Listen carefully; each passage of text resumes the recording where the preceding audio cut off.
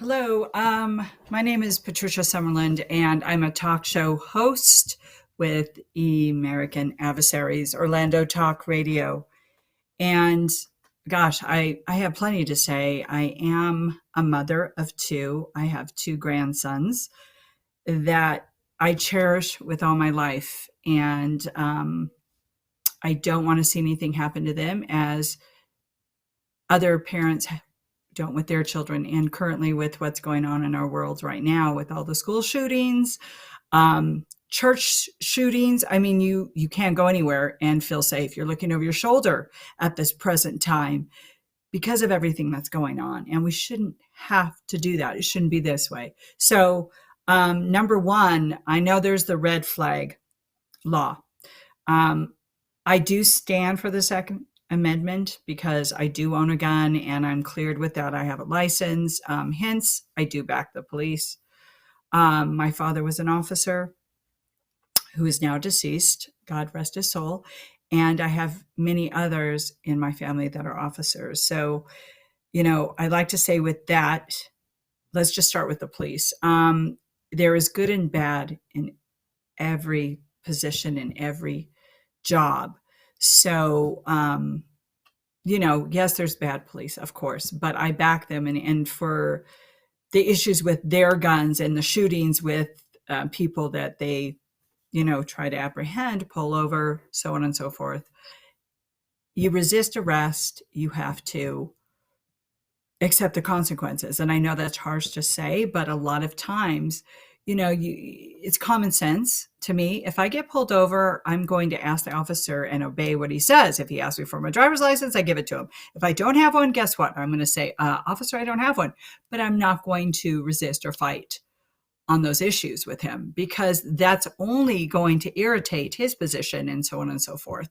Do I agree with some of the things that's happened in the past? Absolutely not. Has some of the cops been wrong? Most definitely. But my opinion, common sense, do not fight a police officer when he does pull you over. Simply be polite, obey his instructions as he is a law official, and I'm pretty sure you'll probably be good to go and leave. You'll get a ticket at most. Now, if you do have a criminal background and you've disobeyed the law and you're out there driving illegally and you have a criminal past that just has occurred, let's just say you robbed a bank and you just got pulled over. Well, naturally, you're going to fight the police. There's always circumstances and there's always things that happen with those risks.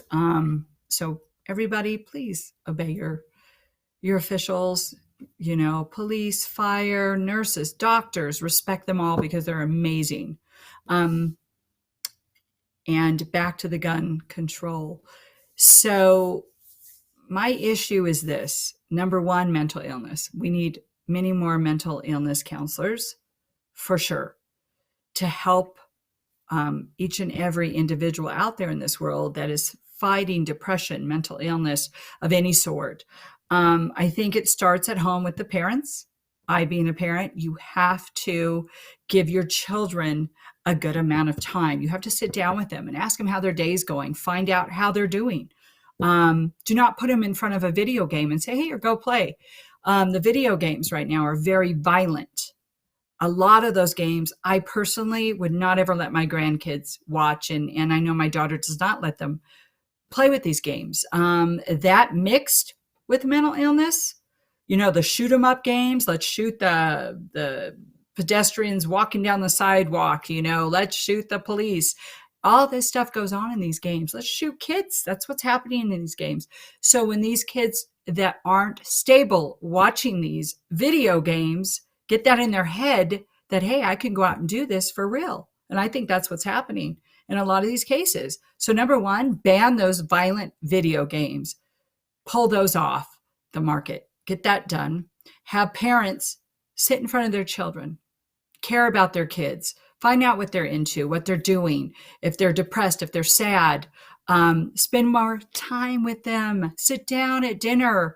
It's a family thing. Pull your kids back in, because this shouldn't be happening where kids are killing kids, number one. And these kids should not have guns. Again, it goes back to, if the parents have guns, hide them. I don't know how they're readily getting these guns.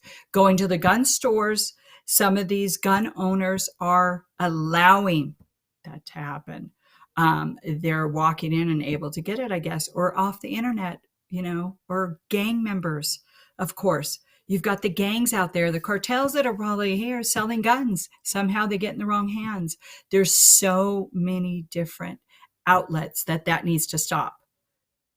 And the only way to control these guns is that you've got to get the gangs under control. You have to get background checks and mental illness checks while you're going into the gun store to purchase that gun. It should not be that easy to be able to get a gun at any age, 18 on up. But, obviously these younger kids are getting these guns. And I have to say, probably on the internet, that has to be cut. I've had experiences in my past where it was very violent and it was a life or death situation. I've had a couple. And in fact, it's in my book and story that I was personally attacked and he had a gun. So it was a forceful situation, which I'd rather not get into. But because he had that gun, it forced me to do whatever he wanted me to do to save my life, number one. When I was younger, my boyfriend and I were at a party where there was bikers and a different mixed crowd. And one of them decided to go crazy and he had a rifle and he shot it at my boyfriend. And the guy next to him actually knocked the rifle down and it went through his knee. And I was standing right next to him. It could have been me. That's how scary. I mean, anything can happen like that. And it went through his knee, it blew his kneecap right open, went through the back. And I was 17 at the time, and I will never forget that. And of course, he got arrested. The cops showed up, and they took him in, but it could have been much worse. So, we have to start at home with our kids, which now will lead to adults, which now, of course, all ages. Mental illness doesn't disgrace. It doesn't have an age limit. It doesn't have a race. It doesn't have, rich, poor. It's everywhere. And we need to start there. And also, again, with the background checks and everything, mental illness counselors, we need to bring more out. We need to start, but it's got to be from the fundamentals from the beginning, and I speak about this on our radio show with Orlando Talk. So thank you for giving me this voice and opportunity. Let's do something about it before we lose more, because this is heart-wrenching to have so many shootings. I mean, and there's so many per day. That's just, the smaller scale up to larger scale shootings. This should not be happening in our world today. We should be able to be free and go into a grocery store without worrying about getting shot. We should be able to go into church, of all places, the holiness of our church, to go sit and pray, not to have to worry about getting shot, and anywhere in our world. And of course, education in our schools. You should be able to go safely into school, and learn education, not to worry about getting shot, bring God back as well. We need God back in our world. That's most important. Again, starts from the beginning. God bless America. And let's hope that this changes. Thank you for the opportunity.